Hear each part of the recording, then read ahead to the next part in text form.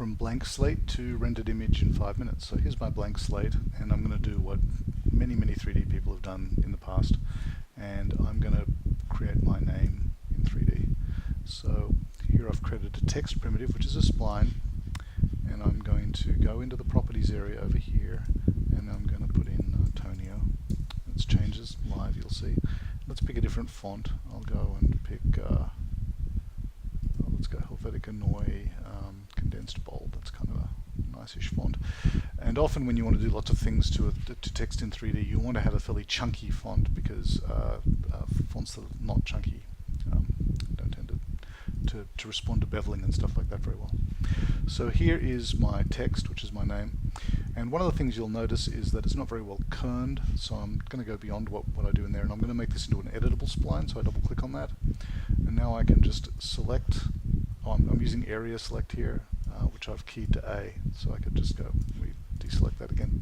And I'll simply say area select, go over here, and then I'm going to move all these points. I'm going to try to move all of these points over so that the kerning is a bit better, like that maybe. Alright, and now I'm going to extrude it, so I go into the creator and I say I want to extrude. It doesn't do anything, I need to drag this into the extrude tool. There it is. The extrude tool also lets me do some beveling, so let me do some beveling over here. Type, let's make it round. We'll need to change the number of iterations to make the rounding look good.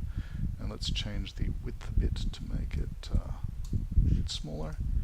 So there you see. Now I'm going to add a material. So I'll just go into add materials, metal. Let's make it steel. We go over here, scroll it down, move it down a bit, and rotate it. Now, I was using this tool here. This is a handy way if you can't remember the shortcuts to get at the different things, like that's rotate, zoom, move, center. But I can also use the keyboard equivalent, so I can zoom with my mouse wheel, or in this case, magic mouse. I can option rotate to orbit, and I can do something else which I can never remember to translate it, but oh well, never mind. So I can do the translation here. So let's do that. We've now made this thing of steel. I'm going to hit the render button, and it's going to look like crap because there's nothing to reflect. So let's add an HDRI tag. HDRI tags do two things. They give you something to reflect, and they can also be used for image-based lighting. Now with metal, I want the HDRI tag on the camera. So with metal, where did I put it? HDRI. With metal, metal pretty much ignores all light except for reflected light, so we don't actually need to care about lighting. So I just need to load, so I've got this HDRI tag, I just need to load an image into this.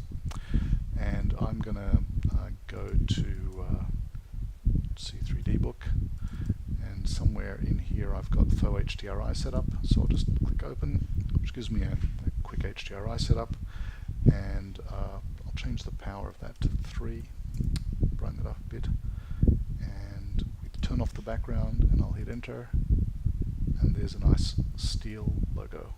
Just try and reflect a more interesting part of the room. There you are. Steel logo. So that's, oh, and let me go to the camera and make it transparent. Let's imagine I wanted to put this in on a printed page or something. So I can just set the background color to 100% opaque, render, and there it is. So if I wanted to be at the top of a page and be looking up at it, there we are.